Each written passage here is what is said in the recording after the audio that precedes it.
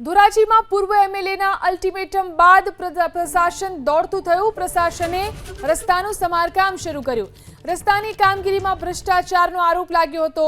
15 દિવસ પહેલા બનાવેલા રોડમાં ગાબડા પડ્યા હતા। પૂર્વ એમએલએ લલિત વસોયાએ ઉચ્ચારી હતી ચીમકી। 18મી માર્ચે રસ્તો ખોદી નાખવાની લલિત વસોયાએ ચીમકી આપી હતી તો કોંગ્રેસે ચીમકી ઉચ્ચારતા પ્રશાસન સફાળું જાગ્યું। રાતોરાત સીસી રોડ બનાવવાની કામગીરી શરૂ કરવામાં આવી। ધોરાજીમાં પૂર્વ એમએલએના અલ્ટિમેટમ બાદ પ્રશાસન દોડતું થયું। પ્રશાસને રસ્તાનું સમારકામ શરૂ કર્યું। રસ્તાની કામગીરીમાં ભ્રષ્ટાચારનો આરોપ લાગ્યો હતો।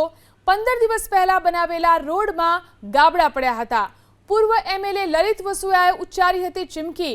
18મી માર્ચે રસ્તો ખોદી નાખવાની લલિત વસોયાએ ચીમકી આપી હતી તો કોંગ્રેસે ચીમકી ઉચ્ચારતા પ્રશાસન સફાળું જાગ્યું।